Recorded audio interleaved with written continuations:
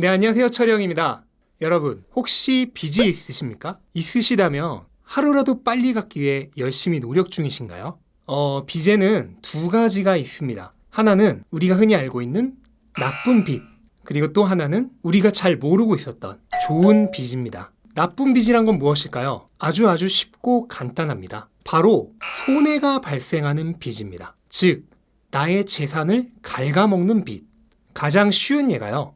바로 소비로 인해 발생하는 빚입니다. 쉽게 말해 신용카드 할부 같은 거 말입니다. 내가 어떤 물건이 너무 갖고 싶어요. 그래서 걔를 꼭 사야겠어. 그런데 가지고 있는 현금을 이용해서 사는 건 그나마 괜찮은데 그걸 사기에는 이제 가격이 너무 비싼 거죠. 그때 구세주처럼 등장하는 게 있습니다. 바로 6개월 무이자. 그러면 6개월 동안 이자 없이 물건을 살 수 있으니까 그게 분명 빚임에도 불구하고 빚처럼 안 느껴집니다. 왜냐면 이자를 안 내니까. 하지만 그거는 분명한 빚이에요. 왜냐면 내가 미래에 받을 돈을 미리 땡겨 쓴 거죠. 앞으로 내가 받을 돈이 사라지는 겁니다. 물건은 사는 그 순간부터 가치가 떨어집니다. 특히 새 거를 사면요. 사자마자 개봉하는 순간에 이미 가치의 한 10%, 20%는 사라져요. 6개월만 지나도 이미 가치의 20, 30%가 사라집니다. 그런데 가치는 내가 가지는 그 순간부터 계속 떨어지는데 나는 6개월 뒤에 생길 수입까지 미리 저당 잡혀서 지불하는 거예요. 그러니까 아무리 무이자라고 하더라도 이거는 분명 빚입니다. 또 가장 흔한 게 있죠. 바로 자동차 할부. 자동차 할부는 더 심각해요. 아시겠지만 자동차는 금액도 큰데다가 가치 하락도 일반적인 물건보다 훨씬 심합니다. 특히 수입차 같은 경우에는 3년만 지나도 원래 가치의 50% 이상이 사라집니다. 그런데 어떻게 되죠? 3년도 아니고 5년, 6년, 7년씩 엄청난 이자를 지불하면서 할부로, 빚으로 삽니다. 내가 산 자동차의 가치는 3년만 지나도 절반이 사라지는데 나는 수년에 걸쳐서 몇백만 원, 몇천만 원의 이자를 지불을 하면서 빚으로 차를 사는 거예요. 이런 빚은 나에게 손해를 주기 때문에 나쁜 빚입니다.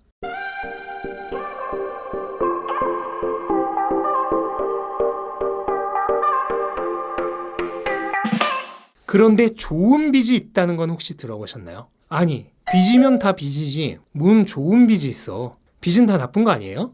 그렇게 말씀하실 줄 알았습니다. 대부분의 사람들이 그렇게 생각을 합니다. 그런데 빚에는 좋은 빚이 있어요. 이걸 알고 있는 사람은 자본주의의 원리를 어느 정도 이해하고 있는 겁니다. 좋은 빚이란 게 뭐냐? 아까 나쁜 빚의 정반대라고 보시면 돼요. 나에게 이익을 가져다 주는 빚입니다.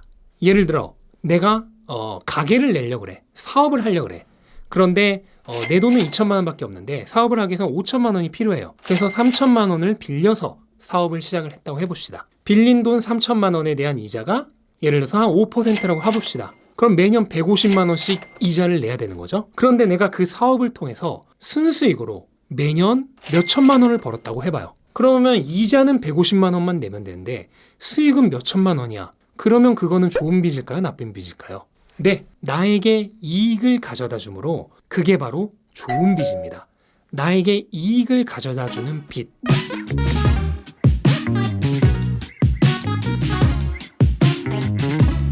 자본주의 사회에서 위험과 보상은 서로 뗄래야 뗄 수 없는 관계입니다. 하이 리스크, 하이 리턴. 이 말은 어떻게 보면 자본주의를 표현하는 말 그 자체예요. 위험이 없으면 보상도 없습니다. 빚을 지는 거는 좋은 빚을 지더라도 내가 그 이자를 지불하고 그 이상의 이익을 얻어야지만 좋은 빚이 되는 거죠.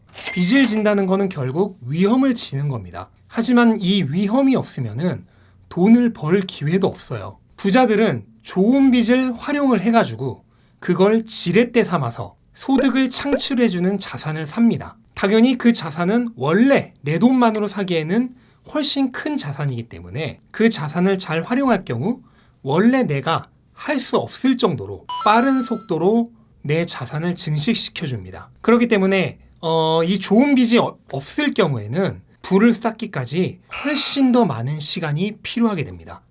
저도 집을 구매할 때 빚을 많이 졌습니다. 실제로 저 같은 경우에는 운이 좋은 것도 있었겠지만 집을 사고 이미 제가 갚아야 될 이자보다 훨씬 더 집값이 많이 올랐습니다. 한마디로 저는 그 빚을 통해서 이익을 창출을 했죠. 근데 제가 은행에서 그 돈을 빌리지 않았으면 그런 투자를 할 수 없었겠죠. 한마디로 좋은 빚을 이용해서 제가 가진 돈으로는 얻을 수 없는 훨씬 큰 이득을 얻은 거예요.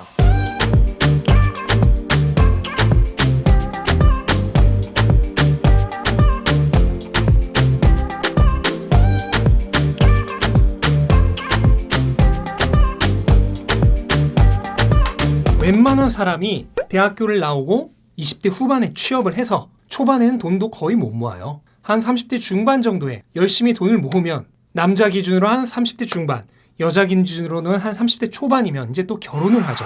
결혼을 할 때 그동안 모아뒀던 돈을 다 씁니다. 그리고 또 1, 2년 지나서 좀 돈을 모을만 하면 이번엔 또 뭐가 생기죠? 아이가 생깁니다. 그러면 또 돈 나갈 때 투성해요. 결국 한 40살 될 때까지도 생각보다 대부분의 직장인들이 돈을 모으기가 힘듭니다. 자산을 증식시키기 위해서는 미천, 종잣돈이 반드시 필요한데 그 종잣돈을 모으는 게 일반적인 직장인들은 너무너무 힘들어요. 그 종잣돈을 순식간에 증폭시켜주고 자산을 증식시키는 데 걸리는 시간을 획기적으로 단축시켜주는 게 바로 좋은 빚입니다. 네, 당연히 나의 자산을 오히려 감소시키는 나쁜 빚들은 당연히 만들면 안 되지만 좋은 빚은 내가 감당할 수 있는 수준이라면 얼마든지 만들어도 됩니다. 하지만 이때 명심해야 될 게 좋은 빚도 조금만 잘못하면 일순간에 나쁜 빚이 될 수도 있다는 거예요. 가장 쉬운 예가 너무 과도하게 많은 대출을 받은 경우입니다.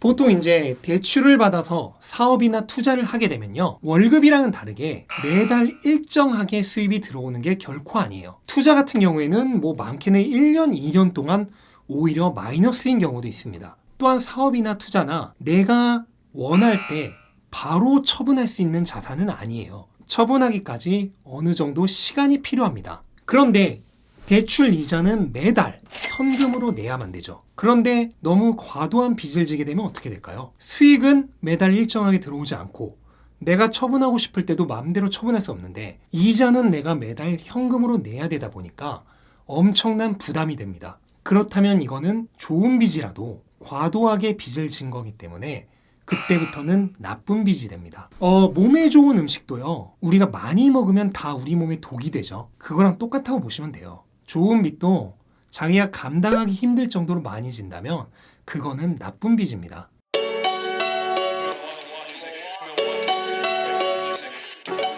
네, 그래서 대부분의 사람들은 빚이 있으면 그걸 못 견뎌야 해요. 하루라도 빨리 그 빚을 갚으려고 노력합니다. 하지만 부자들은 대부분 반대예요. 빚이 있으면 그 빚을 하루라도 더 늦게 갚으려고 노력합니다. 바로 여기에 차이점이 있어요. 왜? 빚을 이용해서 더 많은 이익을 창출해내니까. 쉽게 말해 내가 5%의 돈을 빌려서 10%의 이득을 창출을 한다면 결국 5%만큼 이익인 거죠. 바로 그 마인드입니다. 그렇기 때문에 하루라도 더 빚을 늦게 갚으려고 하는 겁니다. 심지어 어떤 부자는 이렇게까지 말을 하는 걸 봤어요. 빚은 죽을 때나 갚는 거다. 그래서 저도 실제로 좋은 빚을 이용해서 자산을 증식시키는 경험을 해봤고요. 자본주의에서 이 방법을 사용하지 않고서는 절대로 돈을 많이 모으기가 힘듭니다. 알다시피 근로소득만으로는 결혼해야죠. 아이 낳고 아이 교육시켜야죠. 도저히 돈을 모으기가 힘들어요. 그래서 반드시 제가 저번 시간에 얘기했던